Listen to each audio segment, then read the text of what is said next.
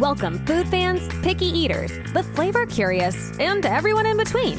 Nothing makes good food better than good conversation, and your table is ready. Welcome back to another episode of the Food For ThoughtCast with your hosts, Melissa Reagan and Steven Gonzalez, but you can call them Chef. All right, let's get this episode started.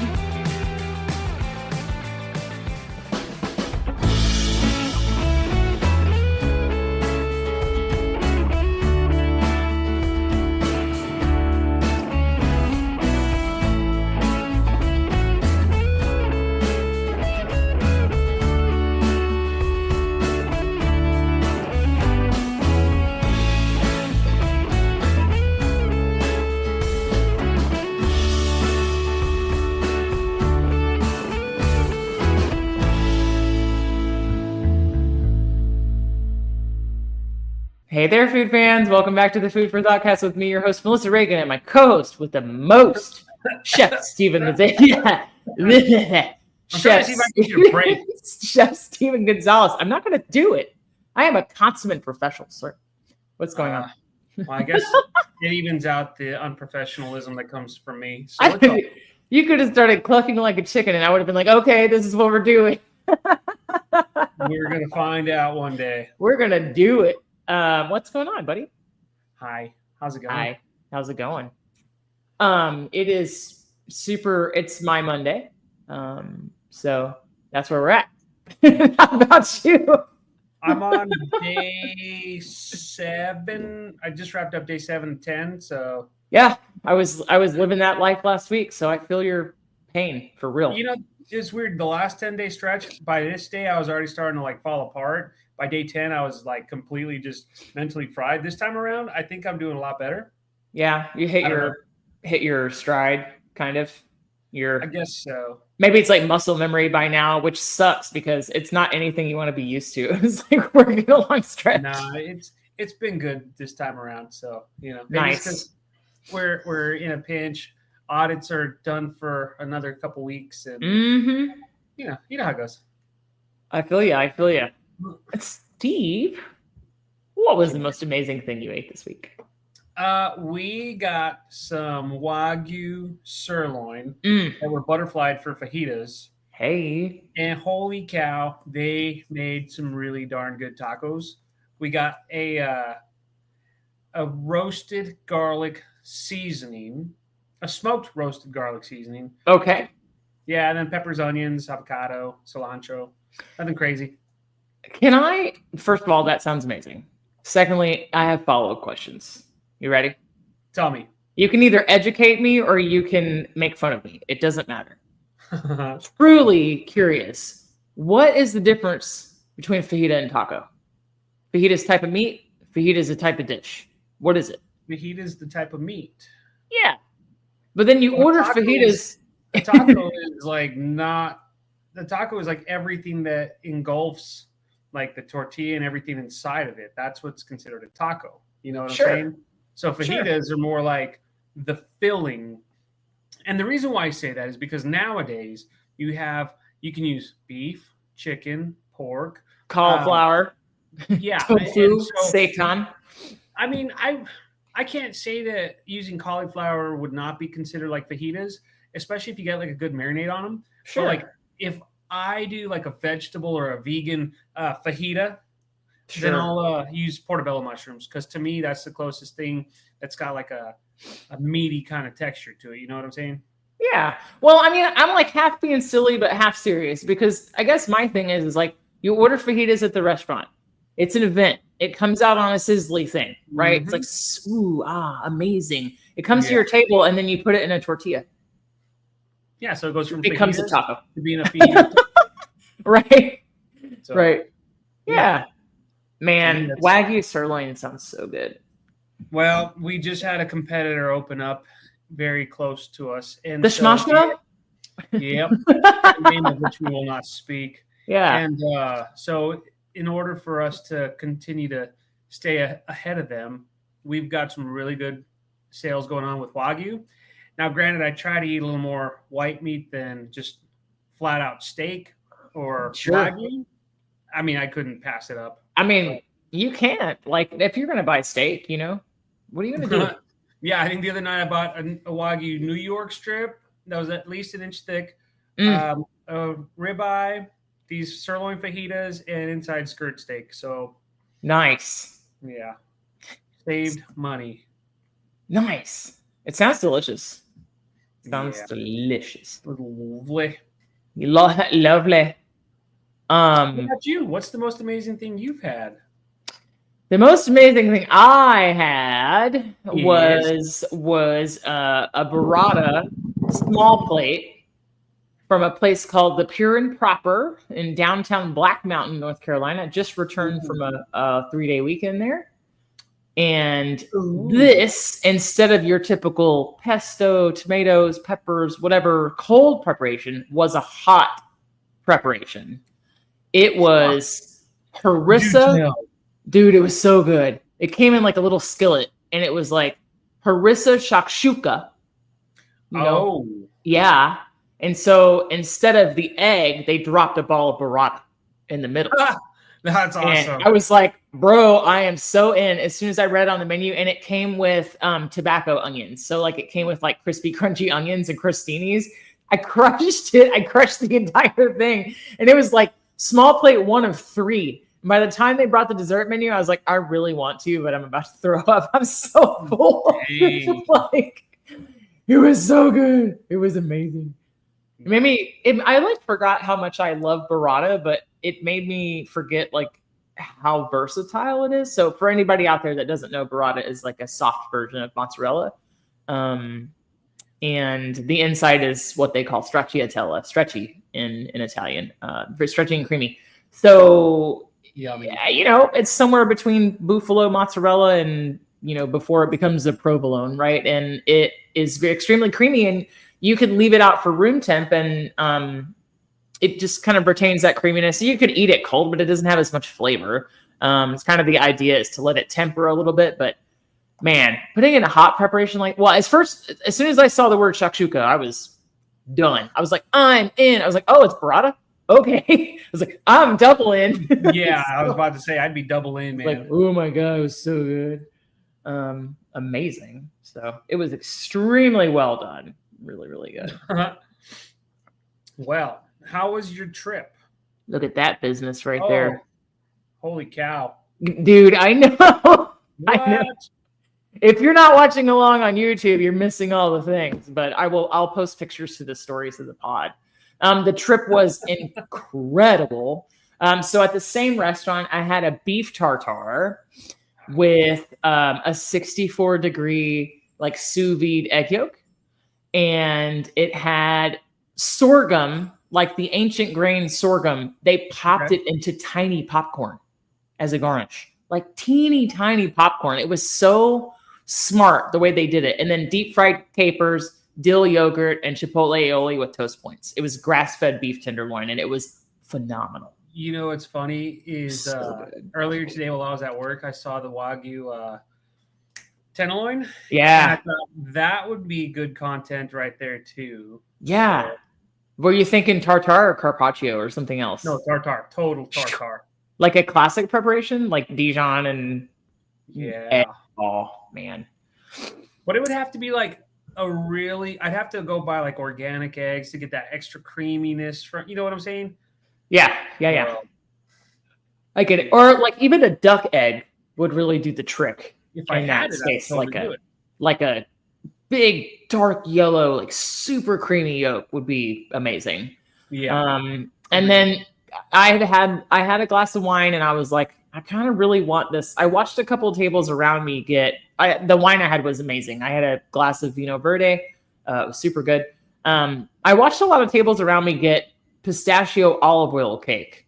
I love like a really well-made olive oil cake. Like I'm fascinated by using a savory component in dessert. Like I love that stuff. I mean, the more out there, the better. Like I think I've mentioned on here before, for a beer dinner, I ended up doing like basically a sweet tomato cobbler with like a blue cheese ice cream. So yeah, it was just like a little bit far out there, but it was like really cool. And so it was like blue cheese ice cream root beer float with like not your father's root beer, like the alcoholic root beer that came out. I had that, and I didn't care for that root beer. I tried. It's not good on its own, but I think it works well with like Amy's ice cream out of Austin has a Guinness ice cream flavor. It pairs really well with that in a float. Like it's just because it's the bitterness like offsets some of that. Like it's really sweet. Oh, anyway, I got off on a super tangent. I love olive oil cake, and I watched all these tables around me get it, and I was like, I know I have this much more room left. So like, do I want savory or sweet? I was like, I want more savory. And I went back to the menu and I ended up ordering the roasted pork belly small plate. And it was smoked corn grits, spiced brie, seared pork belly, like sliced, fried hominy, and then pineapple jicama salad. Like it was everything. It checked every single box. And I was like, dude, let's go. It was so good. So yeah, it was a really great meal all the way around. And that's somewhere that I'm going to go if I get the chance to go again. But yeah, Black Mountain, North Carolina, it's about 15 minutes outside of Asheville. Okay. So yeah, super mountain retreat. Had a little, the next night went to a place called the Trailhead, had their special of the night, which was poutine. Their take on it was yes, please. Cheese curds fried in house, brown gravy, caramelized onions and mushrooms. They made it a little fresher and a little more current with some crumbled goat cheese on top, just to kind of like lighten it up, and like some fresh chives. Damn, it was good. And then it was like a kind of a small plate portion as well. So I ended up having ahi tuna tacos off of their bar menu. Like sesame, ginger, seared, like sesame crusted seared tuna chunked up with like Napa cabbage, carrots. I was like, yes, all the things. I want all the things right now. Really thoughtful and like really well prepared. And then the rest of the time I ate at a place called the Dairy King out there. I think like 64 years old. They've been operating homemade black cherry ice cream and homemade birthday cake ice cream. And yes, please. Yes, please. All the homemade flavors, been around for long, like just traditional stuff. So, I mean, I couldn't say a bad thing about my experience. I packed some peanut butter and jellies, had granola bars and yogurt in the Airbnb, just kind of one huge meal, one huge splurge each day, and then like snacks and brown bag the rest of the day. But like, no regrets at all. So no regrets. I love it. Food coma for sure. So good. Well, so you got there on what day? I got there on Saturday. It was really, really nice chance to get away. It was like 3.5 hour drive from where I am, and drove through Winston-Salem, where Camel cigarettes come from and such. Like driving on the interstate, I'm like, oh, it says this is the Tobacco Parkway. Who knew? Right? Like, so. Did you go check it out? I would have. I'm not a smoker, but I would have checked it out. I did not. I don't think I have been smoke free for like going on 4 years, and I really don't think I could get that close to one without like being tempted. There are honestly sometimes I stand, if I've had enough to eat, enough alcohol to drink, I can stand downwind from somebody and go like, dang, I really want to ask somebody, and then I have to leave. I'm like, nope, I can't do it. I can't do it. I probably could be around and be like, I'm good, but I'd go check it out just to say I checked it out, Yeah, I mean, I'm sure there's some museum around it, or I think on 95, the other freeway, there's like some sort of Philip Morris, like I'm sure there's some sort of like Americana type history museum that kind of features it or talks about it, which I think would be super interested in. But like, yeah, the rest of the things I wasn't super interested in, but I was able to learn a lot about the region at the Swannanoa. Swannanoa is a Native American word that means beautiful river. There's a lot of rivers and waterfalls and mountains, and so that's kind of the Swannanoa River Valley was where I was at, and then Black Mountain, which is part of the Seven Sisters mountain range. So I was able to learn a lot about the history and the food while I was there. There was the little museum with some exhibits, and then that made me like super curious, and then I wanted to know all the things. So yeah, then I started reading up about it. Nice. So yeah. Well, Steve, you never made black-eyed pea. You never made Texas caviar. When's that going to I'm gonna hold you accountable, Dave. Well, you see, the thing is, I have just been coming up with every excuse to not like be creative, and so I need to do the Texas caviar. So, maybe in a week or so. A dear friend of mine left some garden stuff on my front porch for me to come home to for my little trip, including a zucchini the size of my face. So I shredded half of the zucchini into chocolate zucchini bread, a loaf, and then took her half the loaf. I did that on Monday afternoon when I came home. But the other half, I'm like, what do I do with this thing? So I think this week I have a potato and I have a half of this giant zucchini, and it's going to be zucchini potato pancakes. Little onion, little bell pepper, one egg yolk, basically, zucchini potato latkes, essentially. Oh, heck yeah. Dude, it's going down, and then I have some leftover cooked rice. You know what a sushi bite is? Oh, I think you're going to love this, Steve. Tell me. Sushi bites. I saw them on TikTok the other day. I was like, I got to do this.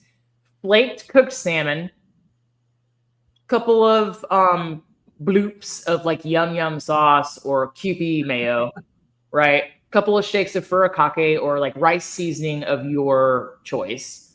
Leftover cooked rice, softened cream cheese, roll everything into balls, air fry, dip in soy sauce. I was like, sign me up. I am in. That is a Philly roll in a croquette form. And I was like, I'm here for that. I'd be about that. I could almost use canned tuna for that. Almost. If you put enough other crab in it, surimi would be like K crab would be really good with that though. You know what I mean? I mean, I like tuna, but I just am at the point where it's like, I don't. We've talked. Yeah. So do you use like a pouch at all or a can ever of tuna? Canned, yeah. But like not recent. Last time I had tuna was about a month ago, a few weeks ago. It was just like to eat healthy. With your own choice? Like not against your will? I did it not against my will. Like Ursula didn't sneak it into something? No, I think it was with like brown rice or something. And a lot of seasoning to like help with that, and like some charred broccoli. It wasn't bad. That's not terrible. No, it was healthy. It was good. I think if I like put enough teriyaki or Kewpie, maybe I could. Like if you were to mix that with like some sushi rice and make like a tuna like fritter with all that Kewpie mayo. Sure. That would be pretty damn good. Yeah, it wouldn't be terrible. You just need enough stuff to hide. Yeah. Because I mean, like you said, tuna's good. It's full of protein and all that, but like by itself, it's a bit much. So what if it was like, the part I left out of this is with all the mixture, crumble like a sheet of toasted nori. That's what really drives it home. Oh, nice. So you have like little seaweedy bits. Yeah. I was like, dude, whoever came up with this is a freaking genius. I will make and report back. I'll send you photos. Yeah. I'm terrible about doing this. Now, if it was tuna steak, then, sear done, or like eat out of pouch. Like I don't even see barely. Tuna, yeah. Yeah. So yeah, super excited about that. So yeah, crab fries, sir, and Texas caviar. The internet has not forgotten. Especially my crab fries. My fries are gonna be like out of the frozen bag. They're just gonna be Old Bay fries. So okay, we went to Philadelphia last year. I think I've talked about it. We had their crab fries, and it was just Old Bay and like fries. Yeah. I was like, where's the actual crab? Like, it needs hollandaise sauce, crab meat, some sort of like chipotle mayo, green onions. You basically want like French fries Oscar is what you want. Did I just make brand new French fries though? I'm on a mission to clog my arteries. That sounds so good. French fries Oscar, like béarnaise, crab, melty mozzarella cheese. I don't know. Dude, please make that. Please make that. It sounds amazing. I'm pretty much on my way to make I'm going to do like tot nachos in the air fryer. Tachos, essentially. Yeah. You should make zucchini potato tots. Oh, yeah. I guess I could go one step further and shape them into barrels. And then what you could do is throw like some bacon in there, some chopped up bacon. I do have half a package of bacon that I literally was just looking at today. Like, what the hell am I going to do with it? Yeah. And then that would be pretty dope. Yeah. Okay. Yes. All the things will report back. Eventually, the more and more things I add to it, I'm going to have about 2 pounds of latke mix, and then it's not going to be, it's going to be good for anybody. You're like, first I put bacon in here, then I decided it needed green onions, then I decided, and then it's going to be like. Well, the best part is what you could do is if you have so much, you form all the little tater tots, freeze them, and then you just freeze sure. them. Yeah, hell yeah. And then you air fry it versus deep fry it because I don't have a deep fryer at my house. I literally, in the pancake form, I don't even have, I need to go to the store, bro. I didn't have flour. I started making chocolate zucchini bread on Monday. I was like, well, crap, I don't have flour. I was like, I have oats though. So I ground up oats into flour and it was phenomenal. It was super delicious. I was like, ooh, I need to pivot quick. Like I need a quick pivot. I need to go shopping. I don't have oil either. I was literally going to do these in a nonstick skillet with spray. You know, I went to my competitor and I bought that duck fat spray. Spray.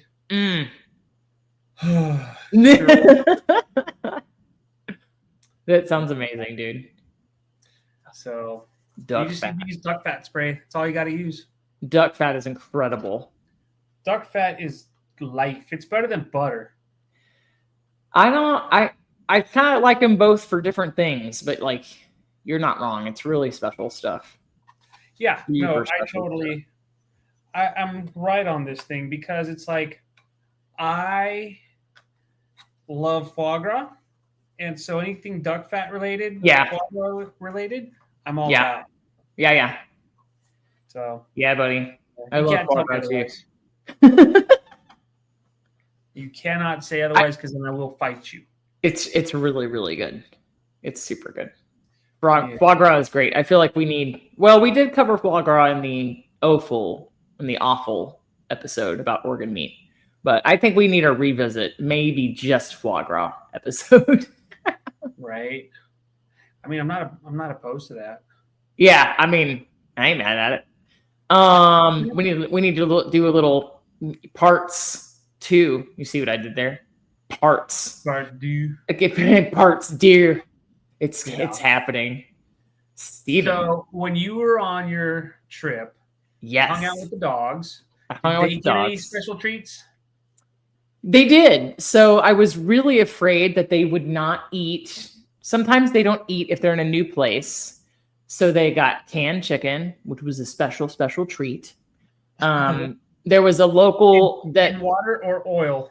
In water. It basically comes like packed up in broth. They got frozen chicken feet we packed and took with us in a cooler bag. That's their kind of. Did you serve it to them like just frozen raw chicken feet? Mm-hmm. Yeah, really? yeah, because they have the acid content in their stomach is they're basically made to eat raw meat. It's like we domesticated them and then they eat kibble and like I'm not saying feed your dog raw meat or whatever. I'm just saying they can handle certain things, right? Like I'm not a vet.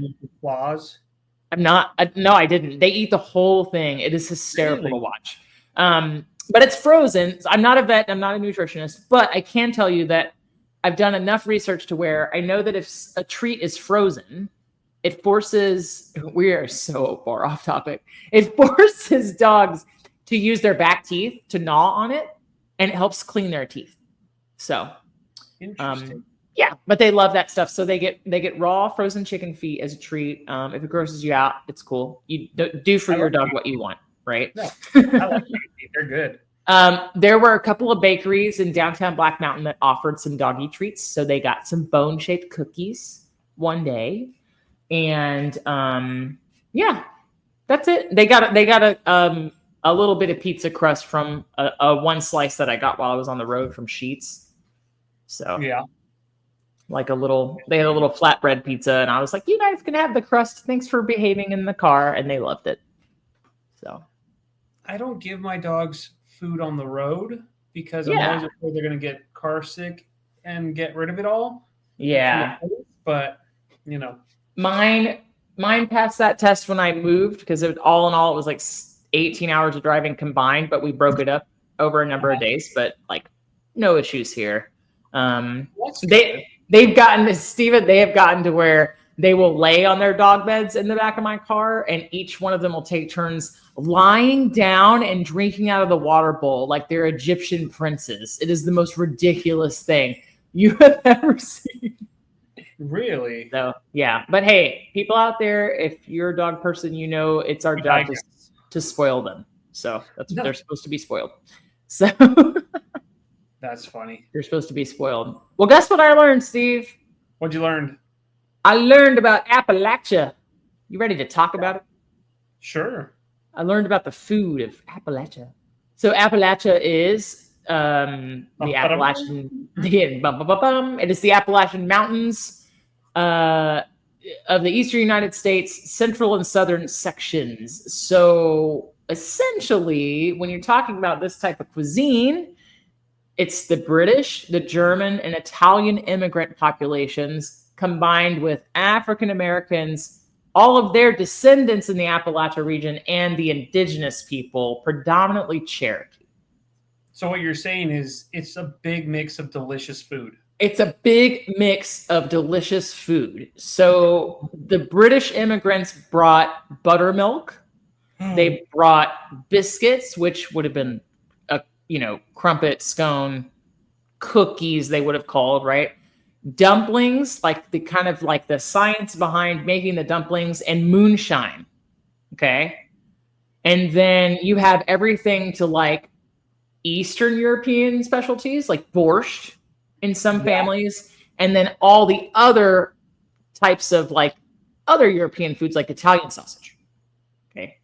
Even things like pepperoni, salami, right? And then there's kind of a subsect of the Appalachian cuisine that's called Afro-Latin. It's like the combination of traditional African American cuisine originating like from here and the Appalachian cuisine. So these are things like kale, collard greens, peanut beans, very similar to red beans, peanuts themselves, and foods infused with bourbon, including like baked goods, and then the use of molasses as a meat glaze. We've talked about before how we have really like original African Americans and their descendants to kind of thank for the idea of barbecue. Yeah. And so like one of the sources of barbecue. And then you have like the earliest kind of forms of soul food, things like sweet potato pie, pork chops, biscuits and gravy, fried chicken, chicken and dumplings, cracklings, ham hocks, collard greens, peanut brittle, you name it. Right? Nice. And then you have all the things like wild game. I mean, wild game. What is the wildest game you can think of eating? The wildest game? Yeah. Squirrel? Like the most out there. Yeah. Squirrel, raccoon, possum, groundhog, beaver tail. I would be open to try all of it. I would. Yeah, I would. I would be a little reluctant with possum, but I'd try it. After learning about possums and, subsequently like kind of wanting to hold one like a baby, I don't know that I would eat it, but yeah, under the right circumstances, they're just so dang cute. But yeah, chicken, beaver tail, frog, groundhog, quail, venison, possum, rabbit, raccoon, squirrel, and trout.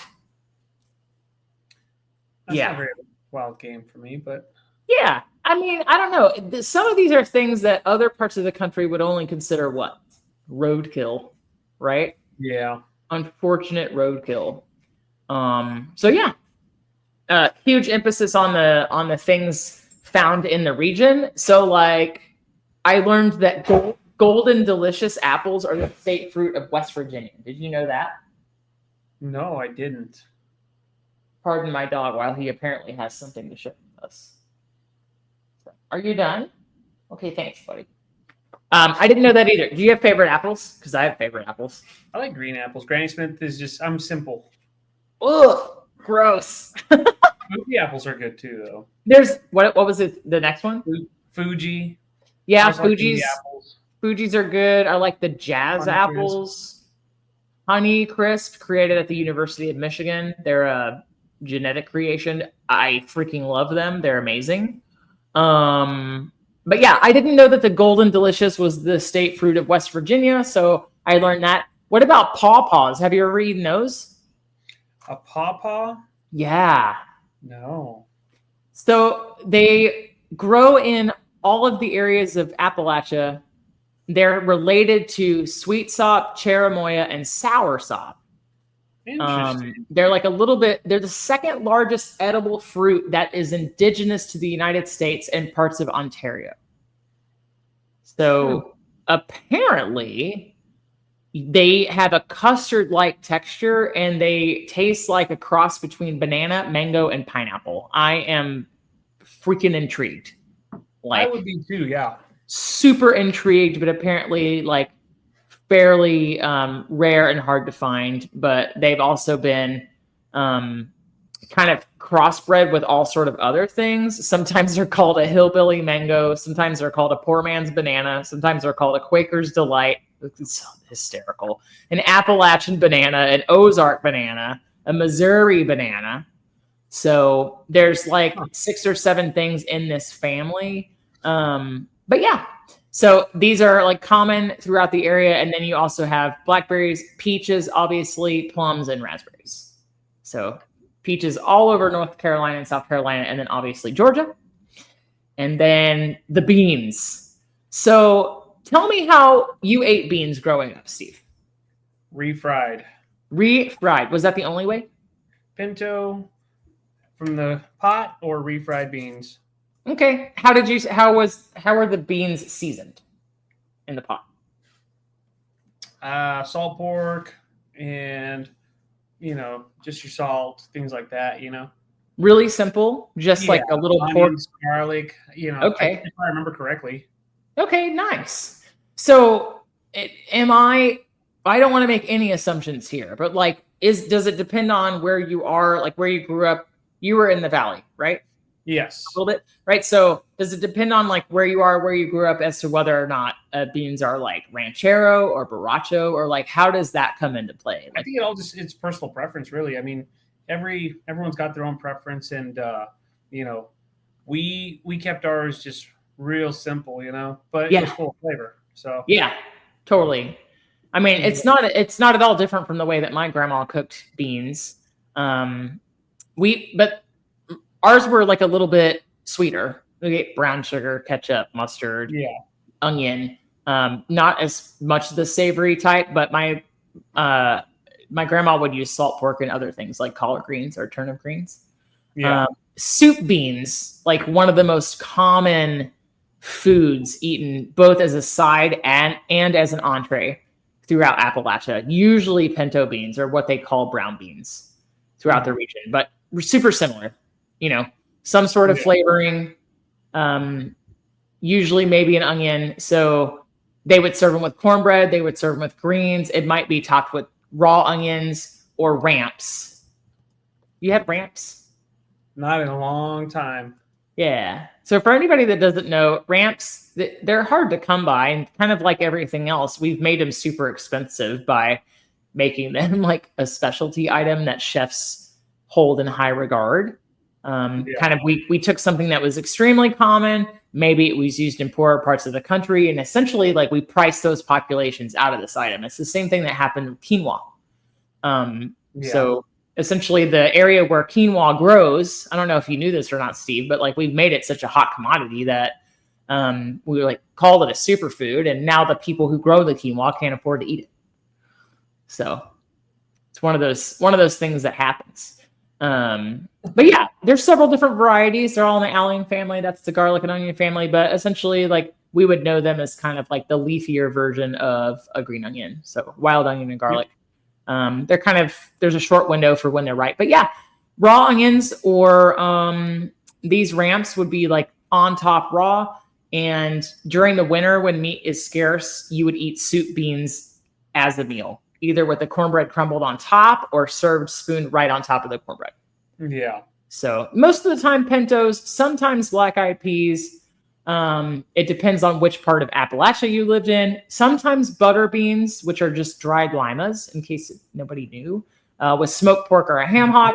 Sometimes, and sometimes white beans. So, yep, butter beans are just a dried out lima bean. You can't be like, I hate lima beans. It's just one form of the other thing, So it's like coriander grows into cilantro. Hey, exactly. And we're learning together. So a traditional Appalachian meal would be cornbread, sometimes hoe cakes or spoon bread. So if you have a leavener, cornbread. If you didn't have a leavener and you were cooking it on the stove in oil, a hoe cake. And, it was crumbled into the beans, kind of like you would like crunch up crackers and chili if you're into that kind of thing. Or you could just serve it on the side. Most likely yellow cornbread, potatoes, very common, just the white russets, and then greens. It could be turnip greens or collard greens. And then you could also have like ramps or onions, whatever they could grow locally. And then chow chow. Steve, have you ever had chow chow? I have. Do you like it? It's not bad at all. It's pretty good. Yeah. I haven't had it in a while, but yeah, it's good. Me neither, but like learning more about it made me really want to eat it. Yep. I think the last time I had traditional chow chow, I was coming through, Music Mountain, Arkansas in 2015, and I got it at a catfish place. So, yeah. Yep. Yeah. Crazy, oddly specific memory. Brains are weird that way. But yeah, it's a condiment. In case anybody doesn't know, it's made of chopped green tomatoes, onions, cabbage, and seasonal peppers. But you can also do like carrots and cauliflower. Kind of makes it more like a jardinera. But you eat it as a condiment, or you can eat it by itself. Yep. So, in the early 20th century, it was made with like cucumbers, onions, cauliflower, and green peppers, brined overnight and then boiled in vinegar with mustard seeds. And then it was like mashed into a paste, which also doesn't sound terrible, but it sounds a lot different than probably what you and I know. Right. So, but yeah, it was neat. I just got to learn about like some of these, foods in the region. And macaroni and tomatoes is a really common mountain region side dish. It's literally just cooked elbow macaroni and canned tomatoes. Like, that was a little bit closer to the Great Depression. And then, later in the 20th century, you got more grocery stores moved into these mountain areas, and you had things like Kraft Dinner was now available. And so like a lower income family could have like a starch to put on the table. That was like really inexpensive, and then salmon croquettes, like I mentioned the last time Chef Hawks was with us, the government started to subsidize canned salmon. So it became like a really easy way for families to get like omega-3s and basically enough protein to keep from getting like diseases or malnourishment. But yeah, and then sauerkraut and sausage, essentially anything that you could make from a pig, they figured out how to do it, after the Great Depression. Meat was more plentiful and you could buy, things were less rationed. And then it kind of became like this Southern cuisine that we really know today. Yeah. So, but yeah, I had a great time learning about it. I was like sad that there wasn't anywhere I could really eat any of it. So Steve, I have to tell you how hipster this restaurant was. Are you ready? Tell me. They brought me my check, not in a check presenter. They brought me my check to the table in a care manual for a 1986 Plymouth Colt Vista. Like an entire book about how to take care of a car, operating instructions and product information for a Colt Vista. You can see my check and my debit card hanging out the top of it. Is that not like, I was like, okay, this is pretty cool. But when she first put it on the table, I was like, what is happening right now? There was nowhere in this town though for me to have pinto beans, cornbread, ham hocks, turnip greens, nothing. So extremely modernized and extremely gentrified. But I think a lot of those culinary traditions probably live on through the people. Oh, you know what yeah. I mean? They gotta be. Yeah, I thought it was like super interesting. It's a huge, rich, like really diverse set of things that we know today to be like very regional, but Appalachia that area is a lot bigger than I thought.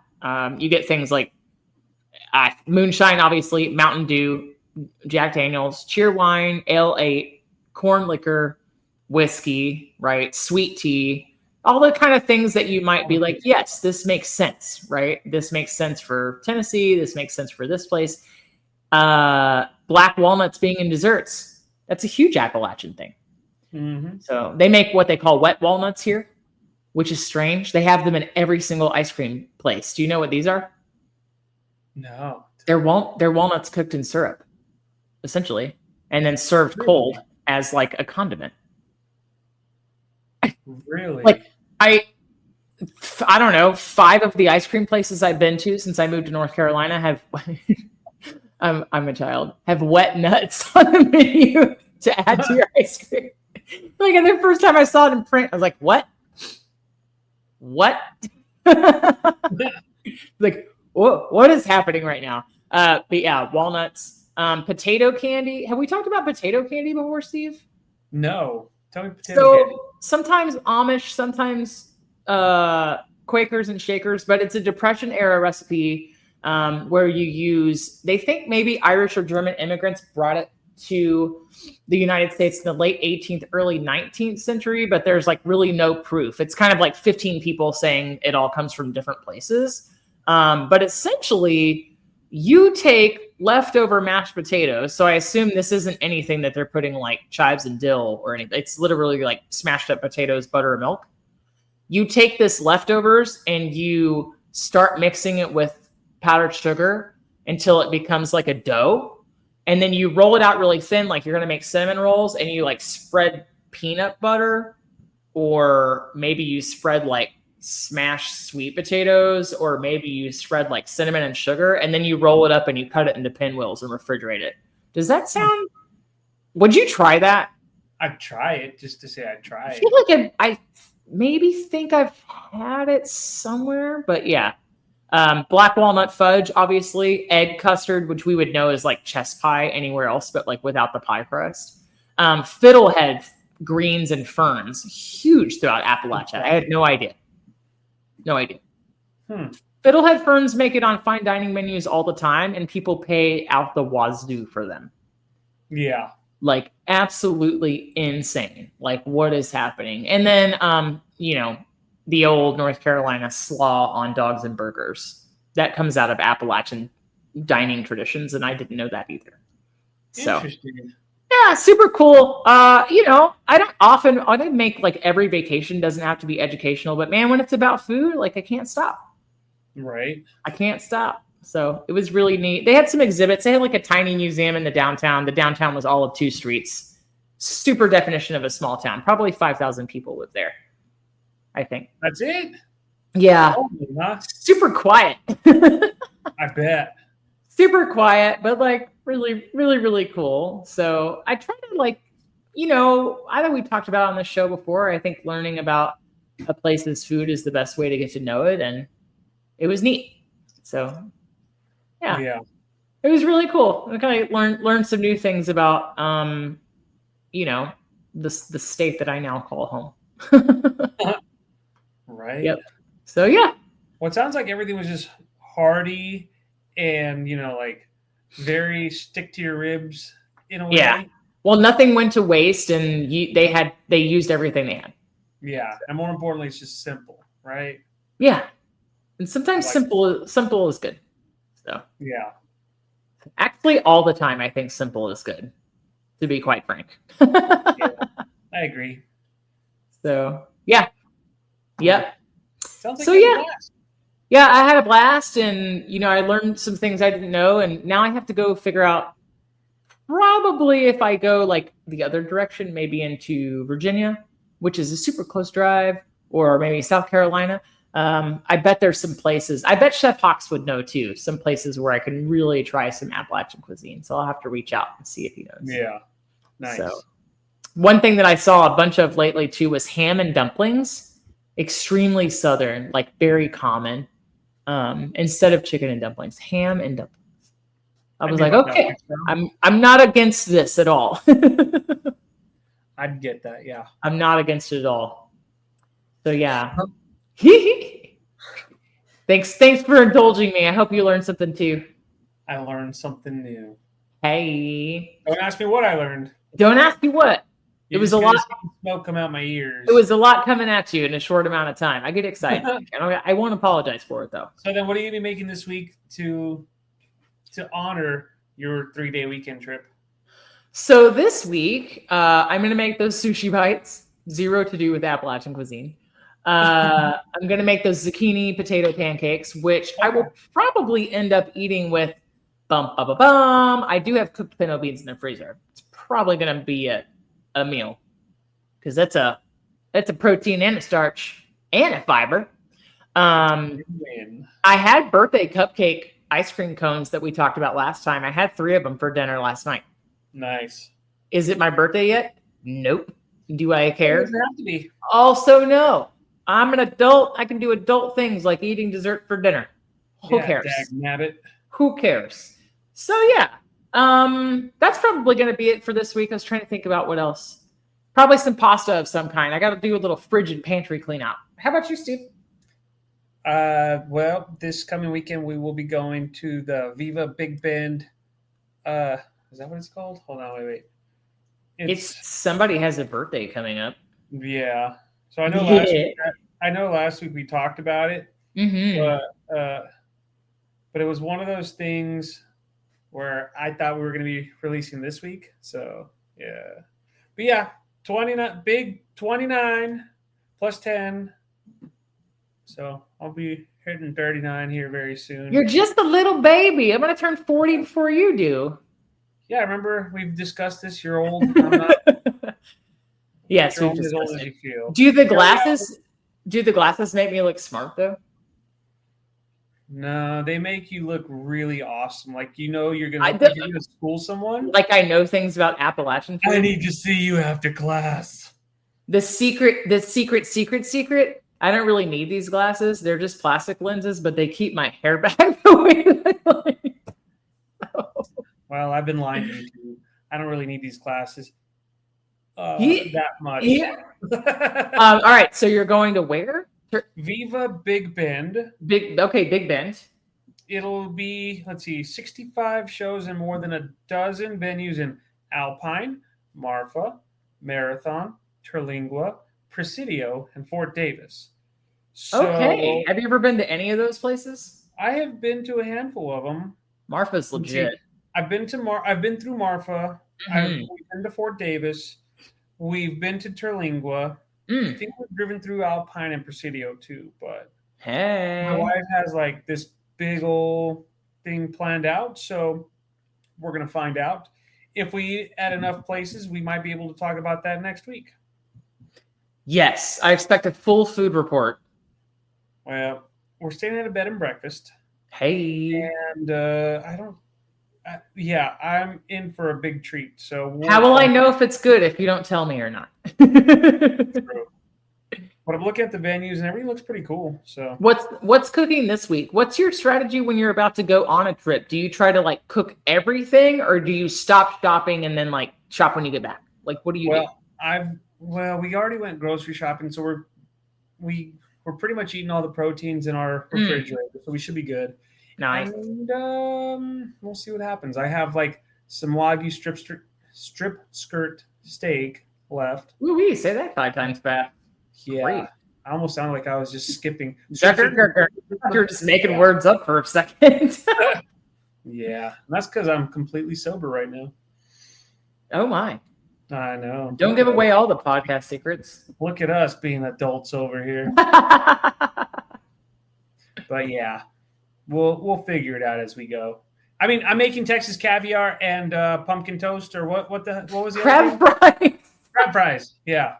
Well, now it's fries Oster. I mean, you just keep upping the ante on those things. So now you have to make béarnaise and like all sort of stuff. So then béarnaise made over the stovetop, like classic, or just in the mixer? In the blender, dude. It's easy that way. I get it's so easy. Super hot, so that way it comes out really awesome. All you have to do is melt it. For anybody listening out there who's intimidated by hollandaise, like I will give you my phone number. You can call me. I'll FaceTime you. You can I'll walk you through it. Microwave the butter until it clarifies itself, until it's steaming hot, and you can't go wrong. Like And for those of you who've got my number off the restroom walls, just call me and I'll teach you how to make. Oh. To make a good hollandaise, call Steven. For a good hollandaise, call. Wow. Gross. That took a turn. We did go there. Well, Steve, I hope you have an amazing time on your birthday trip, and I'll talk to you soon, buddy. Okay. Okay, bye. Yeah. Bye. Rest in peace, Ozzy Osbourne. Okay, yes, indeed. That's a wrap for today. Until the next episode of the Food for ThoughtCast, make good food, eat good food, share it, and be kind to one another. Thanks so much for listening today. You are part of what makes us special, and we are so glad you joined us. Don't forget to rate, subscribe, and leave a review. Just like food, delicious podcasts are better when you share them with others. Come back for seconds wherever podcasts are served, and we'll catch you in the next episode of the Food for ThoughtCast.